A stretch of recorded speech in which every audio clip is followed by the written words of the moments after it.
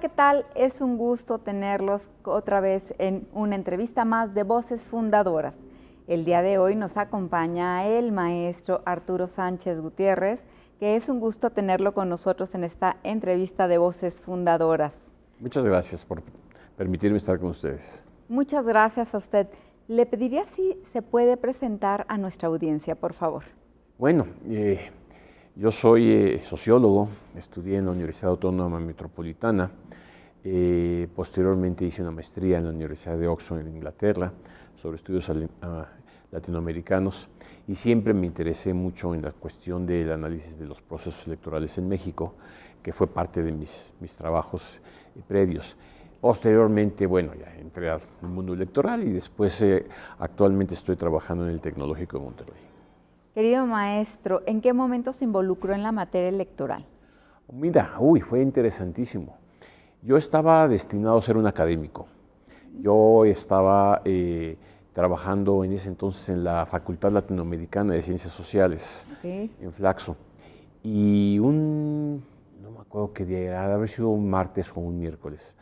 En la noche le hablé a uno de los consejeros electorales, que era un gran amigo mío, el maestro Juan Molinar, y lo invité a cenar. Le dije, oye, Juan, desde que eres consejero me tienes abandonado.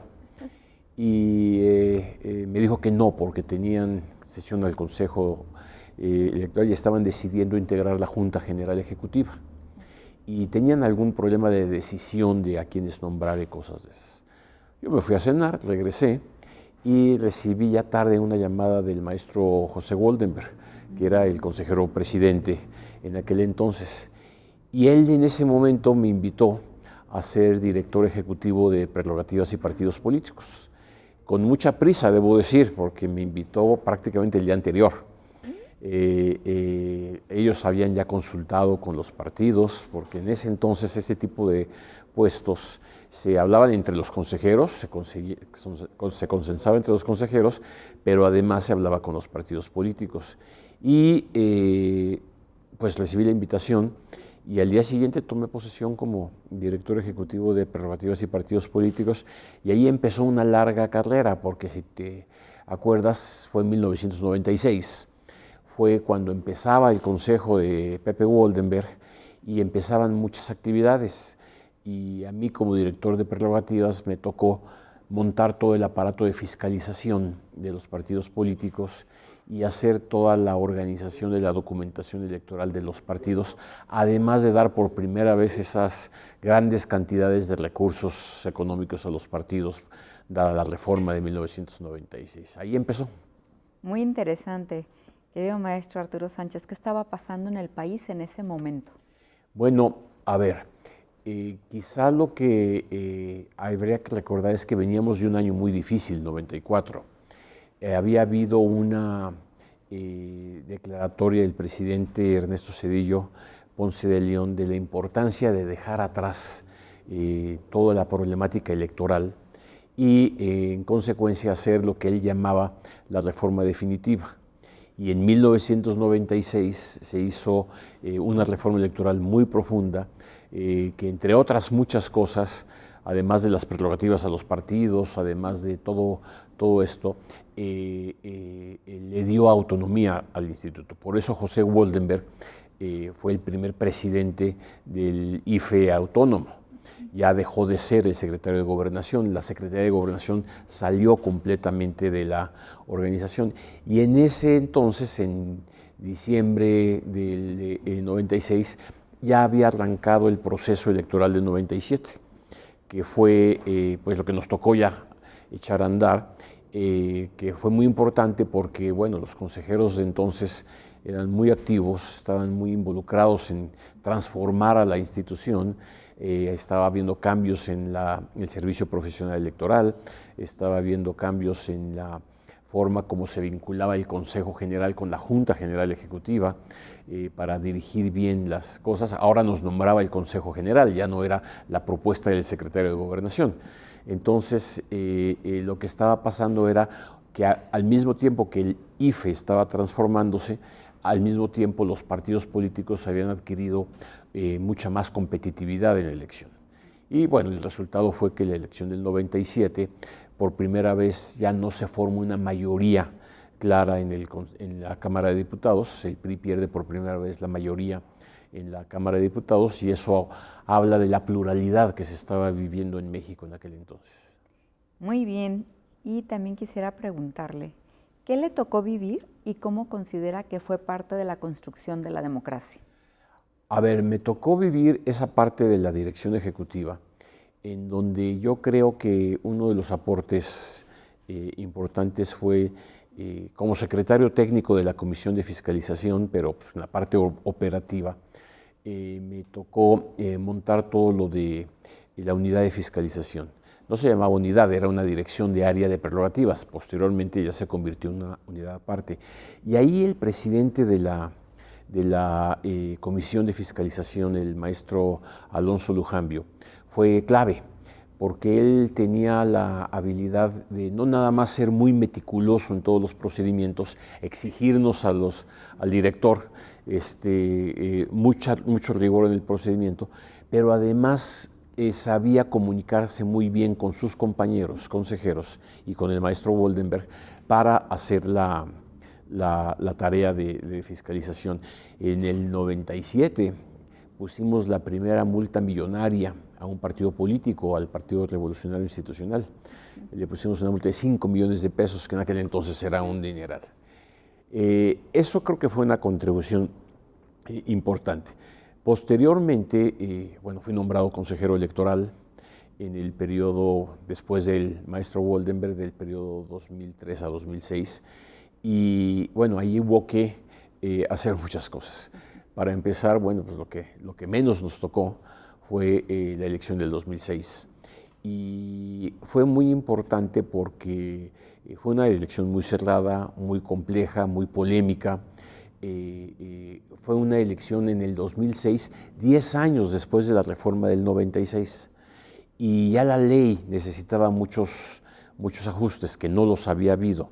Lo más que había habido, que fue muy importante, fue instrumentar el voto de los mexicanos en el extranjero, que lo hicimos en el 2005 para la elección del 2006, que esa fue también un debate interesante con el consejero Rodrigo Morales, con quien estábamos echando a andar todo ese proyecto.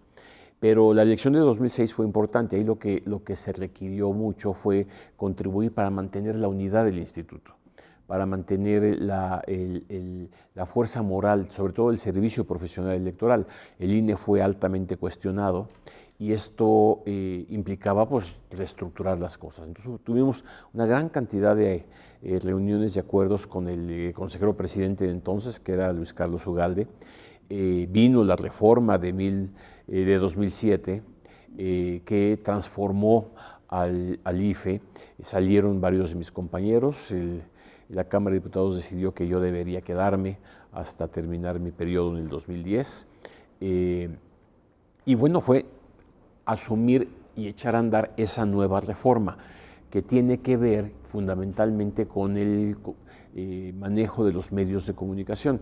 Fue cuando empezó la gran espotiza a la hora de las campañas, porque en aquel entonces se decidió que el IFE era el administrador de los tiempos del Estado y que los partidos debían dejar de comprar tiempos en radio y televisión y a partir de entonces iban a hacer sus campañas a través de los tiempos del Estado. Y había que administrarlos y había que hacer un monitoreo, el monitoreo de todos los tiempos de radio y televisión para garantizar que los medios estuvieran transmitiendo los spots de los partidos y que no hubiera ninguna violación a la ley. Fue cuando se instauró que no se valía la propaganda gubernamental en época de campaña electoral, que tenía que eliminarse completamente. Fue la época en la cual se prohibió, se redactó el artículo 134 constitucional, en donde los funcionarios públicos no tenían autorización para hacer uso de recursos para favorecer o perjudicar a algún partido político. El presidente de la República debía mantenerse callado ante los procesos electorales y no intervenir. Todo eso como resultado de, pues sí, la dificultad que tuvimos en la elección del 2006. Ahí el entonces PRD fue el más combativo. El candidato había sido Andrés Manuel López Obrador y después de que perdió, montó toda esta iniciativa para hacer estas reformas que bueno, están vigentes en la ley y que fueron muy importantes para darle más equidad a la competencia electoral. Entonces eso me tocó. Después ya vino la transformación del IFE en INE, en donde una vez más me nombraron consejero electoral por segunda ocasión, del periodo 2014 a 2017, y ahí otra vez ya con Lorenzo Córdoba la tarea fue echar a andar la reforma del 14 y sobre todo esta expansión de la autoridad electoral a no nada más dedicarse a lo federal, sino incidir en las elecciones locales, componer a los llamados OPLES y componer a la reglamentación a través de los cuales los estados tienen su autonomía para organizar las elecciones, pero el INE pone los lineamientos generales. Construir esa parte fue la que me tocó en esos primeros 3 años. Súper interesante. Y quisiera preguntarle, ¿cuáles son las áreas de oportunidad de nuestro sistema democrático actual? Bueno, lo primero que yo debo decir es que pues, en este periodo, que fueron 7 años de director, después 7 años de consejero y luego otra vez ser consejero, sí es importante reconocer que hubo una evolución de las autoridades electorales. Estamos hablando del IFE y del INE, pero en todo momento esta evolución estuvo acompañada por el Tribunal Electoral. La ley siempre tiene algunos huecos y permite un gran espacio para la interpretación. El tribunal en cada momento contribuyó a generar el criterio con el cual debiéramos actuar las autoridades en aquel entonces. Y yo creo que con las reformas que se realizaron se fueron llenando huecos importantes. Quizá en la reforma del 14 se le dio al INE un gran espacio para poder reglamentar los procedimientos. Y esa reglamentación permitió que tuviéramos un reglamento de fiscalización más robusto y un reglamento que hicimos de elecciones muy robusto, que fue sancionado por el tribunal y que fue avalado por el Tribunal Electoral. Sin embargo, eso pasó ya hace 10 años. Eso pasó ya en un México en donde pues, no teníamos redes sociales como las teníamos ahorita. Los partidos se comunican hoy de una manera muy diferente, con mucho más inmediatez. Los spots en radio y televisión sí son parte importante de la campaña, pero ya no está ahí solamente la campaña. En ese entonces sí, ahí es donde estaban todo ese tipo de cuestiones. La fiscalización de los recursos de los partidos se fue haciendo mucho más compleja, pero se le dio al INE toda la atribución de fiscalizar todas las campañas, desde la de San Felipe, Torres Mochas, Guanajuato, me pongo de pie, hasta las elecciones para presidente de la República. Y todo esto, bueno, en un primer momento fue factible, se organizó, fue exitoso. La ley permitió una gran alternancia de partidos a nivel estatal, a nivel federal. Hemos tenido una democracia en donde hemos tenido presidentes de diferentes partidos con alternancias muy claras. Los congresos de la Unión se han compuesto de diferentes maneras, con mayorías, sin mayorías. Y esto habla de la eficiencia del sistema, igual que en el caso de las elecciones locales. Aún así, en términos organizativos y en términos de costos, hay un gran espacio para poder hacer cosas. Cuando se habla, por ejemplo, de la urna electrónica, uno se imagina que de repente vamos a dejar de votar y hay que votar en una máquina. Y creo que hemos aprendido en nuestra historia electoral de que las cosas se pueden hacer gradualmente. Como el INE empezó a hacer pruebas piloto de urnas electrónicas en tal lugar, bueno, se pueden ir extendiendo ese tipo de cambios y que son seriamente necesarios. El servicio profesional electoral es clave, es una pieza clave, pero hay que reforzarlo Creo que es un área de oportunidad también muy importante. Todo el sistema de medios de comunicación requiere de una revisión importante. Quizá debiéramos empezar a confiar un poco más en nosotros y hacer más ágiles procesos como los de capacitación, esta doble insaculación para seleccionar a los funcionarios de casilla, bueno, puede ser sustituida por otros mecanismos para garantizar la aleatoriedad, pero no hacerlo tan costoso como es en este momento.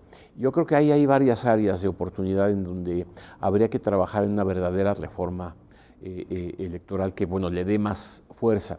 Y creo al mismo tiempo que el Consejo General tiene que tener una serie de atribuciones que no se tienen actualmente y que permiten que pase lo que pasó en esta última elección, el 24, en donde pues algunos actores políticos no acataron lo que decía el Tribunal Electoral o no obedecieron lo que dice la Constitución, fueron acusados, fueron dictaminados, digamos, sentenciados por el tribunal, y sin embargo no es posible poner una sanción o un freno. Y creo que ahí sí es importante que el sistema en su conjunto prepare al INE para poder tomar decisiones que tengan que ser acatadas, porque lo que estuvo en juego fue la equidad de la competencia electoral.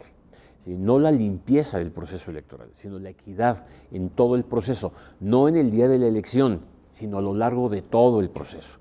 Otro elemento, por ejemplo, los partidos políticos formaron coaliciones y antes de los tiempos nombraron prácticamente a sus candidatos, con esta simulación de que estaban nombrando a el coordinador nacional del proyecto, bla, bla, bla. Bueno, pues finalmente tuvimos una precampaña previa a la precampaña.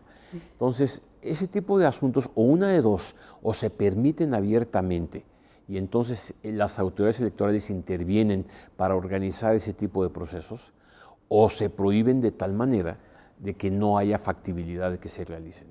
Y esa ambigüedad que de repente queda, yo creo que debe darse mayor certeza al elector de qué es lo que está pasando, ¿no? Sabíamos quién iba a ser la candidata de Morena y sus aliados mucho tiempo antes, y también lo supimos por el lado de la coalición del PAN, PRI, PRD, ¿no? Y el único partido que se ciñó, bueno, pues siguió reglas distintas. Entonces, creo que lo que tenemos que garantizar es otra vez reglas similares para todos, tiempos similares para todos, y esto hoy la ley pues sigue estando, dejándolo mucho en el aire. Y si en sus manos estuviera una reforma, ¿qué propondría? A ver, hay varios temas, algunos ya los mencioné, mucho tienen que ver con el tribunal y el INE en las facultades sancionadoras. Otro tiene que ver en términos de organización electoral, sí agilizar de una manera gradual y con capacitación especial todo el tema de la urna electrónica, todo el tema de, no como una imposición de que así se debe votar, sino de una construcción de una forma ágil, barata, eficiente para votar, que se tiene que ir construyendo conforme se va ganando confianza. Yo creo que eso es importante. Yo creo que debiéramos pensar en la forma cómo se deben comunicar los partidos con los electores. Ya los tiempos oficiales no es todo.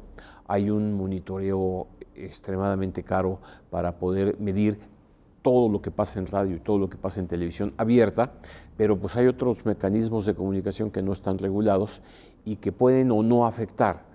Entonces, o liberamos o regulamos con mayor precisión. Sin duda alguna, otra de las temáticas importantes tiene que ver con fiscalización, la forma como se deben rendir cuentas. Ya es un sistema muy robusto, ya los partidos tienen que hacer un trabajo muy intenso, pero yo creo que debe haber más claridad todavía. Yo creo que debe haber una forma en donde se pueda sancionar claramente y desincentivar claramente las violaciones a las normas. Porque de nada sirve que el INE se dé cuenta de que se comete una falta si de repente la sanción no es lo suficientemente clara para poder desincentivar esas conductas. Hay un tema que es muy polémico y es, se sanciona al partido, pero entonces el candidato gana y el partido paga. Y yo creo que cuando las sanciones lleguen a un nivel en donde si tú como candidato violentaste las reglas de fiscalización, pierdes la oportunidad. ¿Por qué no ha ocurrido? ¿Por qué el tribunal no se ha ido hasta allá? Porque finalmente hay que respetar la voluntad del elector. Pero en ese respetar al elector y rendir cuentas adecuadamente, debe haber un espacio en donde se puedan aplicar sanciones al candidato que le cuesten en términos de el puesto por el que está aspirando, de manera de que no se vuelva, pues ¿qué me importa violar la ley de fiscalización si mi partido es el que va a pagar la multa posteriormente, ¿no? Y así como esas, yo creo que sí debiéramos agarrar con cuidado tanto la Constitución como la ley para perfeccionar, actualizar. A ver, en el 2006 yo decía, parte de lo que nos pasó fue que teníamos una ley que tenía 10 años de vieja, 96 a 2006. Bueno, ahorita tenemos una ley que tiene 10 años y que hay que ajustar necesariamente. Hay otra parte en la que no me meto mucho, pero creo que habría que reflexionar, que es las prerrogativas de los partidos políticos. Esa es una decisión que tiene que ver más con el Congreso de la Unión y con los propios partidos. No es un asunto eminentemente electoral, tiene un efecto electoral evidentemente, pero pues sí, la sociedad ha dicho 1000 veces que les parece mucho lo que se gasta. Creo que el financiamiento público debe permanecer, creo que es importante, creo que hay que reforzarlo en muchas áreas para que se rindan mejor cuentas, pero al mismo tiempo creo que hay que poder, hay que dirigirlo con mayor claridad.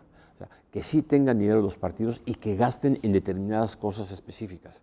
Así como se puso en la ley de que solamente se pueden dar regalos de material textiles a la hora de las campañas electorales, así se deben etiquetar los recursos de los partidos para que se gasten y se puedan comprobar de una mejor manera. Y eso permite que se gaste menos y que el gasto esté dirigido. Y bueno, lo de siempre, ¿no? El dinero privado, que siempre es muy difícil. Ahí la tarea es tener mejores acuerdos con la Secretaría de Hacienda para poder hacer mejor la revisión de las donaciones que se hacen, para evitar lo que sabemos que hay, ¿sí? Las maletitas de dinero en efectivo que no entran al sistema bancario y que sí inciden en las campañas. Muy bien, y finalmente quisiera preguntarle, ¿cuál es su percepción de las instituciones electorales en este momento? Creo que las dos más grandes instituciones, el Tribunal Electoral y el Consejo General, bueno, y el Instituto Nacional Electoral, viven momentos complicados, difíciles. A ver, este Consejo General está parcialmente integrado por la consejera presidenta y algunos consejeros y consejeras que fueron nombrados por sorteo. Yo creo que eso no debe ser. Yo creo que debe haber un sistema meritocrático en donde las personas que aspiran a ser consejeros electorales muestren, no sé si a través de un examen o a través de su trayectoria, que merecen el puesto de ser consejeros electorales, o consejero presidente, o consejera presidenta. Pero llegar a que sea a través de un sorteo me parece que es justamente renunciar a la construcción de una institución que requiere de un conocimiento técnico y administrativo muy claro para poder dirigirse. Eso implica pensar incluso en sistemas de cómo seleccionar a los consejeros electorales. Esto de que se haga un comité cada vez que se nombran, pues yo preferiría que hubiera un comité que durara 15 años y que pasaran varias renovaciones de consejeros electorales y fueran los mismos, con criterios muy claros, los que seleccionaran a quiénes son los que deben estar ahí mediante un mecanismo más ágil. No puede ser que reciban un comité 130 nombres y que en 15 días hayan hecho una revisión completa y puedan dar un elemento y nombrar las quintetas y todo eso. Tenemos que hacer eso algo mucho más profesionalizado. Y ahora eso lo digo porque ya que uno está sentado en la mesa del Consejo General, no se trata nada más de levantar la mano y votar en una dirección o en otra. Hay que estudiar mucho. Y el estudio requiere una preparación previa. El que llegue ahí tiene que haber tenido un conocimiento previo del instituto, un involucramiento previo de lo que está ocurriendo, porque a la hora de votar, finalmente, sí se están tomando decisiones que afectan o fortalecen la democracia.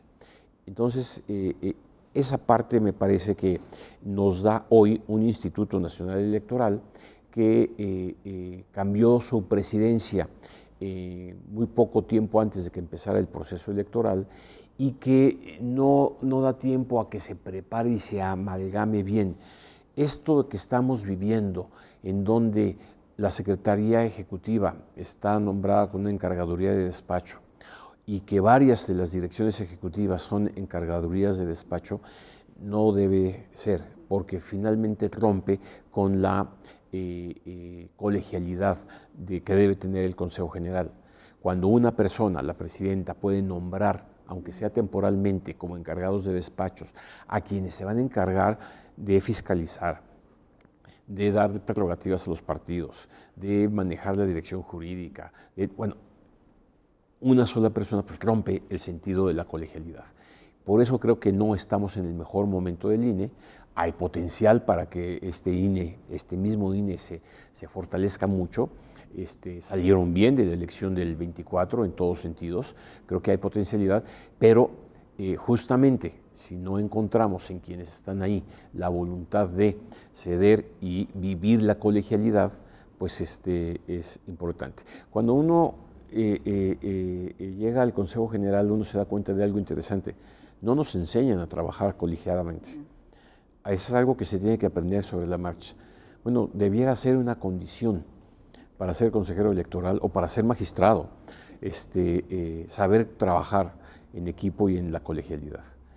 En el caso del Tribunal Electoral, creo que algo pasa en el tribunal, de manera de que la forma como se ponen de acuerdo los magistrados a su interior y deciden cuestiones tan importantes como el nombramiento de su presidente o el mecanismo para remover al presidente o presidenta que ellos mismos eligieron, debe ser clarificado, debe ser más transparentado y debe garantizarse que haya una serie de mecanismos que permitan darle certeza a la propia integridad de la Sala Superior.